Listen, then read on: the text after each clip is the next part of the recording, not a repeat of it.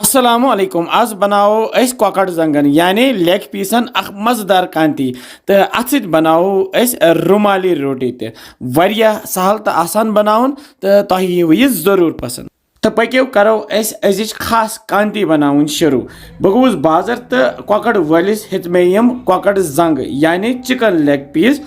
600 ग्राम तम दित मे यम 200 तो बह वोतस घर तो लग मे यम छलन तो अत कड़ मे आब ग्राय अख ज तो थोम यथ शीशु बानस मज तो अमे पत त्रो मे यथ जाम दोद कवल अख यह लकटी अख कवल बे त्रा बह यह मसाल क्या बह त्रा कलौंजी 1 चमच बे त्रावस वजल मर्चवांगन पाउडर 2 चमच बे त्रावस यह हच मीत बे त्रावस लेदर चमच ओड बे त्रावस यम सब्ज अल 2 जीर चमच ओड रंग फल 2 मर्च फल 2 तो बे दान वल पाउडर 1 चमच तम सारी मसाल त्रयित त्रा बह ये नून चमच 1 तो ओड तो वन लागो अस यह रलाउन अत सती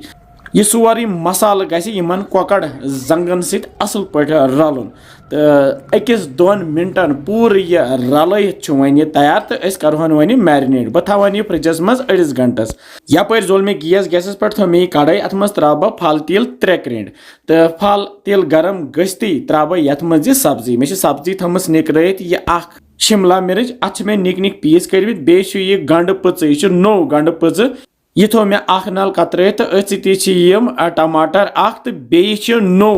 रुहन तैयार तो अब मज त्रो मे फुल तो यह सारी सब्जी त्रा बह ये तिलस मज तो अत दिमो तलिन ये तिलस मज तो तलहोन तुत काल वन यह नरम तो बे लाइट ब्राउन गसन तो कह मिनट गस्ती वन यह तैयार तो यह थो बह वन गैस लोत तो अमे पत गो फ्रिजस मज तो अम मज कड़ बह यह कॉकड़ मैरिनेट करने बापत अत मज थोमुत तो यम चिकन लेग पीस यानी कॉकड़ जंग त्रो ये सब्जी सती तो दिमो ये सब्जी सती तलिन तो तल थो गैस फिलहाल फुल तो करहोन वन यह तैयार तो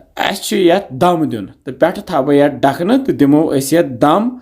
15 मिनटन मगर गैस थो तल लोत तो यपर लागो वन रुमाली रोटी बनाने यह मे गोथी ओट थोमुत मंडित अत बन मे पेड़ अत मज मे 8 कप त्रे निमित बे मे 2 कप ओड निमुत बे मे अत मज त्रोमुत ड्राई यीस्ट खमीर 1 चमच बे खंड चमच तो बे थोड़ा सा नून पियुत अत थो मे ओट मंडित तो अमे पत कर मे पेड़ तो लाज मे चोच बनाने वन बनावस चकला बेलनस पे यह चोट तो फहलत थो बाकी यम चोच ते बनत आम चोट बनावान अकिस जायज तो तन बने अत हेको यन थन पियुत या रिफाइनड तेल मथित यम सत पत यह नरम रोज चोच वन तैयार तो यपर 15 मिनट गसित तुलो यथ कॉकड़स ढकन थोद तो यथ श्रोप्राव वन यह एक्स्ट्रा रस यह वन नरम्योमुत दम सत यह करहोन वन तुत काल तैयार युत काल पूर यह रस यथ श्रपी खुश खुश गसन तो बे वजल वजल ते गसन वो कह मिनट गस्ती श्रप्यो यथ यह एक्स्ट्रा रस तो वन यह खुशक तो तल करो वन गैस बंद तो यह वालोन गैस पे बोन तो अत त्रो पे यह सब्ज दानवल यह घरकुली दानवल तो बे तुलो रुमाली रोटी तो चटो यथ ओड कॉकड़ रसा तो करो बिस्मिल्लाह वारिया मजेदार वारिया जबरदस्त तो बनइजो यह जरूरी तो बे वनान कि बसान तुम सानि रेसिपीज इंशाल्लाह समझो बे जल्दी तुम थो पन ख्याल बिहिव रबस हवाल अस्सलामु अलैकुम।